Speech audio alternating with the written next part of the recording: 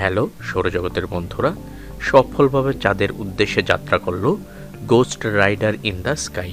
সমস্ত দিক আলোচনা করব আজকের এই এপিসোডে। আপনাদের সবাইকে স্বাগতম আজকের এই পর্বে। চাঁদের উদ্দেশ্যে সফলভাবে উৎক্ষেপণ করা হয়েছে ghost rider in the sky.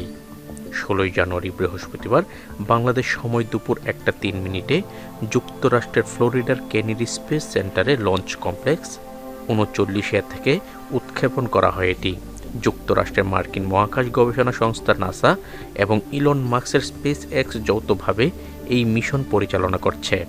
এর আগে 15 জানুয়ারি এটি উৎক্ষেপণের কথা থাকলেও কর্তৃপক্ষ তা একদিন পরে উৎক্ষেপণের সিদ্ধান্ত নেয়। তবে বৃহস্পতিবার সফলভাবে এটি পৃথিবীর কক্ষপথে পৌঁছে গেছে।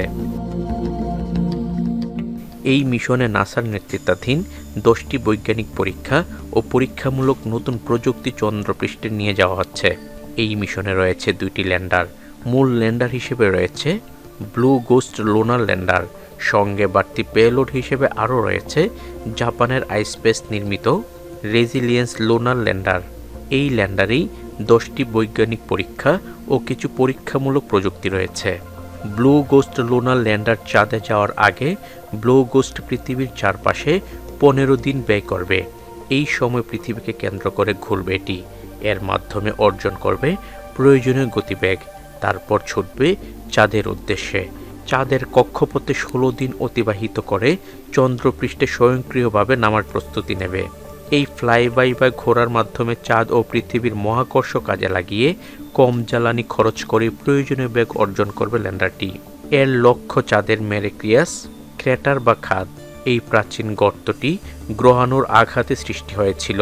এটি প্রায় 740 কিলোমিটার প্রশস্ত। ঠিকভাবে অবতরণের প্রায় 30 মিনিটের মধ্যে ল্যান্ডারটি পৃথিবীতে তথ্য পাঠাতে শুরু করবে। চাঁদের রাত নামার আগে মাত্র 14 দিন সময় পাবে এটি। আগেই বলেছি, এই মিশনে নাসার নেতৃত্বাধীন 10টি বৈজ্ঞানিক পরীক্ষা ও পরীক্ষামূলক প্রযুক্তি চন্দ্রপৃষ্ঠে নিয়ে যাওয়া হবে। এর একটা হলো lunar environment heliospheric X-ray imager বা লেক্সি। এটি পৃথিবীর চৌম্বক ক্ষেত্র পর্যবেক্ষণ করবে। এই পর্যবেক্ষণের সাহায্যে চৌম্বকমণ্ডলে ঘটে যাওয়া প্রক্রিয়াগুলো পৃথিবীতে বসে দেখতে পারবেন বিজ্ঞানীরা। এই মিশনে থাকবে প্লাম সারফেস স্টাডিজ নামে 2টি স্টেরিও ক্যামেরা। চন্দ্রপৃষ্ঠে অবতরণের দৃশ্য দেখা যাবে এই ক্যামেরার সাহায্যে। ব্লু গোস্টের ইঞ্জিন তখন কেমন প্রক্রিয়া দেখায় তা দেখার জন্য এই ব্যবস্থা। অন্য যন্ত্রগুলো চাঁদের ধূলিকণার নমুনা সংগ্রহ করে পরীক্ষা করবে, চেষ্টা করবে চন্দ্রপৃষ্ঠের বিকিরণ পরিমাপের, এমনকি চাঁদের অভ্যন্তরের বৈদ্যুতিক পরিবাহিতা নিয়েও গবেষণা করবে। স্পেস এক্সের পাশাপাশি এসব যন্ত্রপাতি তৈরিতে ভূমিকা রেখে এ মিশনের গুরুত্বপূর্ণ অংশ হয়ে উঠেছে আমাজন খ্যাত জেফ বেজোসের ব্লু অরিজিন, যুক্তরাষ্ট্রের মন্টানা স্টেট ইউনিভার্সিটি এবং সাউথ ওয়েস্ট রিসার্চ ইনস্টিটিউট।